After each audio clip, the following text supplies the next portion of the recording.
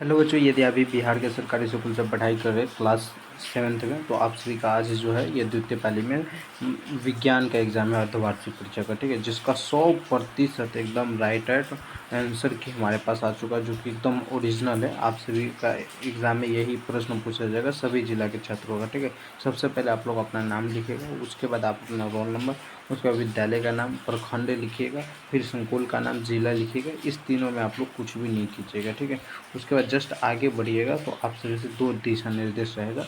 आप लोग एग्जाम में आपके पास 6 प्रश्न पूछा जा रहा है। ठीक है, याद रखेंगे। तो 6 प्रश्न पूछा जा रहा है और एक एक प्रश्न, कई सारे प्रश्न रहते हैं। जैसे पहला प्रश्न है जिसमें आप सभी को 5 मार्क्स मिलेगा। पहला प्रश्न करें कि निम्नलिखित क्वेश्चन को, मतलब 2 यहाँ पे ऑप्शन दिया है और उत्तर दिया है, इसमें से सही उत्तर को इस खाली जगह में भरें, मतलब खाली स्थान को भरें। तो खाने के सोडे का रासायनिक सूत्र क्या होता है? तो NaHCO3 इसका रासायनिक सूत्र होता है, मतलब सोडियम हाइड्रोजन कार्बोनाइड जो है इसका रासायनिक सूत्र होता है। उसके बाद कहते हैं दही में पाया जाता है। तो दही में क्या पाया जाता है? लैक्टिक अम्ल पाया जाता है। तो यहाँ पर लैक्टिक अम्ल होगा। शरीर का तापमान किससे मापा जाता है? तो डायरेक्टली थर्मामीटर से मापा जाता है, यानी थर्मामीटर से हम शरीर का तापमान मापते हैं, बुखार मापते हैं। और उसके बाद करें मानव शरीर की सबसे बड़ी ग्रंथि का क्या नाम है? तो मानव शरीर की सबसे बड़ी ग्रंथि का नाम यकृत होता है, जिसे इंग्लिश में लीवर कहते हैं। उसके बाद अगला प्रश्न आपसे से पूछा हुआ है कि प्रकाश संश्लेषण में पादप वायुमंडल में और लेते हैं। पादप वायुमंडल से क्या लेते हैं? कार्बन डाइऑक्साइड लेते हैं। तो इस प्रकार से इसका लिख दीजिएगा। उसके बाद देखिए, आप लोगों से दूसरा नंबर प्रश्न में पूछा हुआ है कि दिए गए कथनों में सही और गलत का चिन्ह लगाए। तो कह रहा है हृदय स्पंद को सुनने से के लिए स्टोकोनोथ नामक यंत्र का उपयोग करते हैं, जो कि बिल्कुल सही है। उसके बाद दूसरा नंबर में आप लोगों से कह रहा है अत्यधिक व्यायाम करते समय व्यक्ति की श्वसन दर धीमी हो जाती है। तो अत्यधिक अगर हम व्यायाम करते हैं तो व्यक्ति की श्वसन दर धीमी हो जाती है, जो कि गलत है, ऐसा नहीं होता है। उसके बाद भोजन का पाचन एक रासायनिक परिवर्तन है, बिल्कुल सही है। उसके बाद कह रहा है हल्दी एक प्राकृतिक सूचक है, बिल्कुल सही आंसर है। धातु ऊष्मा का सुचालक होते, ये भी सही है। तो इस प्रकार से ये सारे प्रश्नों का आंसर आपका सही हो जाएगा। उसके बाद आप लोगों से कह रहा है मिलान करें। देखिए, ये जो है ना 100% एकदम सही और रियल क्वेश्चन है। यही सारे क्वेश्चन आपके एग्जाम में फंसेगा, इसलिए आपको ध्यानपूर्वक तैयारी कर लीजिएगा। देख रहा स्तंभ अ को स्तंभ ब से मिलान कीजिए। तो यहाँ पे देखिए अमरवेल जो होता है ये क्या है? तो यह एक प्रकार का परपोषी पादप होता है। ठीक है, तो यह नहीं, 1 का 3 बिल्कुल सही आंसर हो जाएगा। जाइलम जो है यह जल का परिवहन करते हैं, यह आप लोग जानते ही होंगे। हीमोग्लोबिन जो है ये लाल रक्त कोश है, जिसे हम RBC कहते हैं। और उसके बाद कैल्शियम हाइड्रोजन जो है ये चूने की पानी को हम क्या कहते हैं? तो कैल्शियम हाइड्रोक्साइड कहते हैं। उसके बाद प्रकाश संश्लेषण किसमें होता है? तो पादप में होता है। तो यानी इस प्रकार से आप लोग मिला दीजिएगा तो आपको पूरा का पूरा नंबर मिल जाएगा। आगे बढ़िएगा तो आप लोगों से पूछा है कि लघु उत्तरीय प्रश्नों का उत्तर दीजिए 20 शब्दों में। ठीक है, और यहाँ पे 5 में से 3 प्रश्नों का जवाब देंगे तो आपको 15 मार्क्स मिल जाएगा। पहला प्रश्न आपसे से कह रहा है कि लोहे के गेट को जंग से बचाने के लिए क्या किया जाता है? तो लोहे के गेट को हम जंग से बचाने के लिए क्या करते हैं? तो इसमें हम लिख देंगे कि लोहे के गेट को जंग से बचाने के लिए उस पर पेंट या एनाइमल की तरह की परत चढ़ाते हैं, जिससे नमी और हवा सीधे लोहे तक नहीं पहुंच पाते। इसके अलावा लोहे पे हम क्या करते हैं? तो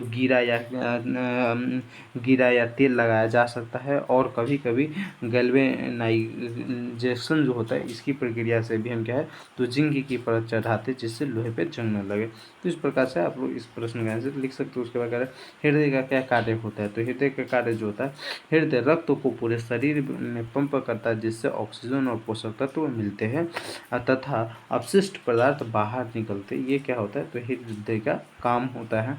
उसके बाद में बच्चों ये कह रहा है कि कोशिकीय श्वसन किसे कहते हैं? तो कोशिकीय श्वसन हम किसे कहते हैं? तो लिखेंगे कोशिकीय श्वसन वह प्रक्रिया है जिसमें कोशिकाएं भोजन मुख्यतः ग्लूकोज, ऊर्जा, OTP, कार्बन डाइऑक्साइड और जल से बनाती है। इसे इनको क्या कहते हैं? तो कोशिकीय श्वसन कहते हैं। और उसके बाद इस प्रश्न का आंसर कह रहा है कि जीवों की खाद्य की आवश्यकता क्यों होती है, जीवों को खाद्य की आवश्यकता क्यों होती है, तो आप लोग लिख दीजिएगा जीवों को खाद्य की आवश्यकता होती है क्योंकि भोजन भोजन से उन्हें ऊर्जा, शरीर की वृद्धि, ऊतकों की मरम्मत और जीवन प्रक्रिया को चलाने के लिए पोषक तत्व मिलते हैं।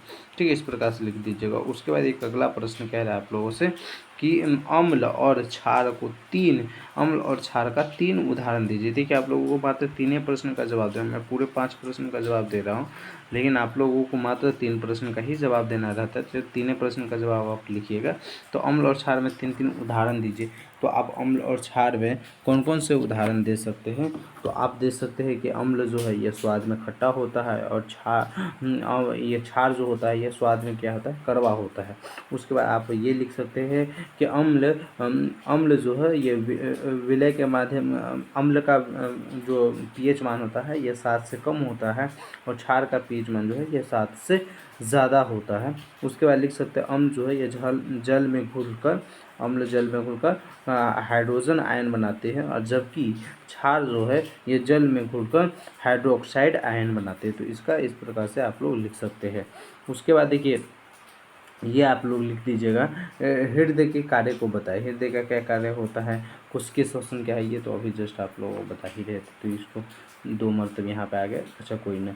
उसके बाद देखिए ये प्रश्न, पुष्पी पदार्थों में ऊष्मा या स्थानांतरण किन किन तरीकों से होता है। पदार्थों में ऊष्मा का स्थानांतरण जो है या परिवर्तन जो है ये किन किन तरीकों से होता है। तो लिखिएगा पदार्थों में ऊष्मा का स्थानांतरण 3 तरीकों से होता है। चालन, ठीक है, चालन से ठोस पदार्थों को वहनों की आपसी कंपन से ऊष्मा का स्थानांतरण होता है। संगठन से द्रव और गैसों के कणों के स्थानों पे परिवर्तन का स्थानांतरण करना, यह विकिरण के द्वारा होता है बिना किसी माध्यम से ऊष्मा का स्थानांतरण, जैसे सूर्य की ऊष्मा जो है ये पृथ्वी तक पहुंचना।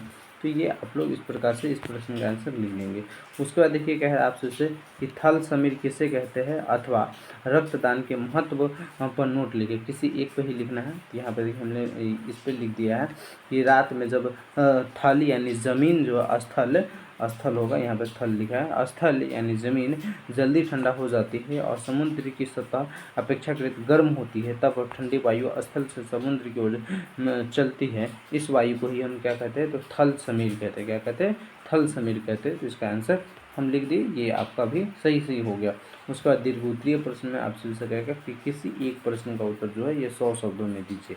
यहाँ पे 2 प्रश्न पूछा, पोषण किसे कहते हैं, ठीक है, और दूसरा कह रहा है कि अमीबा में पोषण कैसे होता है, अमीबा का नामांकित चित्र बनाइए।